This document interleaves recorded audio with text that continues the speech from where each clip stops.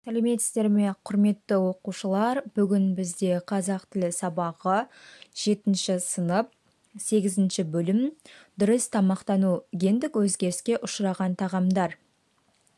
Сабағымыздың тақырыбы ет негізгі азық. Бізге берілген оқу мақсаты одағай түрлерін ажырата білу, қолдану.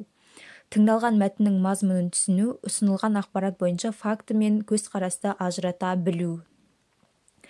Сабағымыздың соңында күтілетін нәтиже одағай түрлерін ажырата біледі, қолдана алады. Тыңдалған мәтіннің мазмұнын түсінеді, ұсынылған ақпарат бойынша факт мен көзқарасты ажырата біледі. Алдымен сабағымызға байланысты видеороликті қарап алсақ. Ет жесең тісіңе кіреді, жемесең тісіңе кіреді. Қазақтың ас мәзіріндегі ең сүйікті астың бірі ет. Еттің құрамында ақуыз өте көп болғандықтан, оны жеген адамның бұлшық еті жылдам өседі. Ол В12 дәруменіне, темір секілді адам ағзасына керекті элементтерге бай. В12 витамині ағзада зат алмасуға мүмкіндік жасаса, темір вирусты аурулармен күресуге көмектеседі. Жапон ғалымдары төрт түліктің етіндегі ақуыз физикалық және психикалық жағдайға да пайдалы екенін анықтаған. Дегенмен етті мөлшерден тыс жеу денсаулыққа зиян.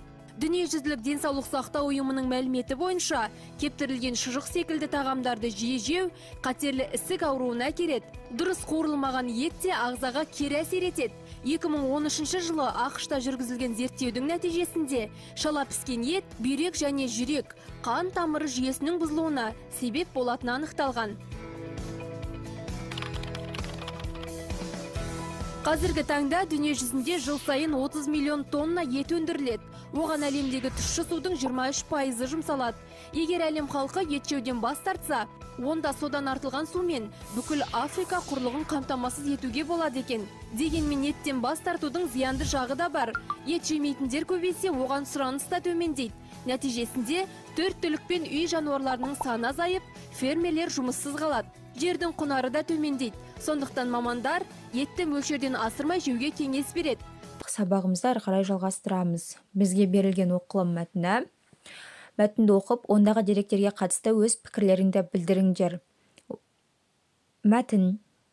Біздің халқымыздың басты тағамдық өнімі ет. Ол үшін ата-бабаларымыз ежелден төрт түлік мал өсіріп, оны керегінше көже, қатыққа, қонаққа, күздік соғымға, тойға, тағы да басқа қуаныш қызыққа сойып, етінен түрлі тағамдар әзірлеп отырған.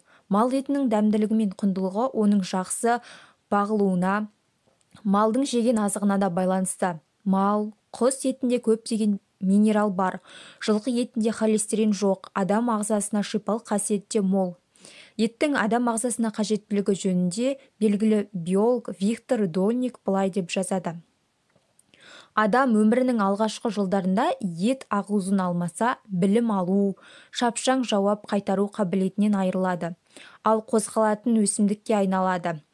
Олай болса, 8 жасар балаға ет бермеу оның денсаулығы былай тұрсын, ақыл ойының дамуына теріс әсер етеді. Етті шамадан тыс көп жесеңіз, ағзаңызға, яғни бауырға, бүйрекке түсетін ауыртпалық артады. Жүрек, тамыр және жүйке жүйесінің тарапынан қолайсыз әсер туғызады. Сол себепті тәуліктік рационда еттің мөлшерін шектеген жөн.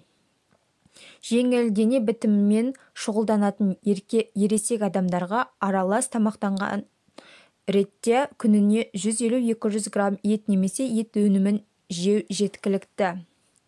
Бұл бізде оқылым тапсырмасы болатын. Келесі әдеби тіл нормалары. Біз өткен сабақта одағайдың түрлерімен танысқан болатынбыз. Бүгін одағайдың келесі түрі, яғни шақыру одағайлары.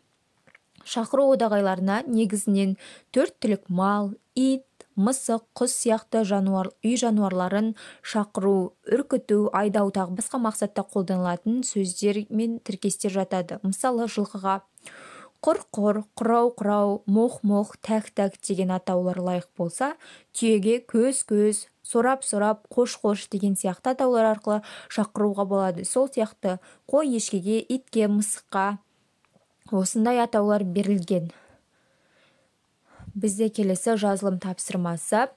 Үшінші тапсырма оқулықтағы мәтіндегі қою қаріппен берілген сөз тіркестер мен сөздерге синоним болатын сөздерді тауып, мәтінді қайта жазыңдар. Қандай ой түйгендеріңді айтыңдар.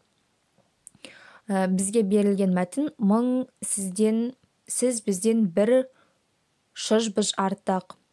Бұл мәтін Қарлығаш Зарыққанқызының берілген мәтіні. Біздің қазақта сіз бізден бір шыж-быж артық деген нақыл бар.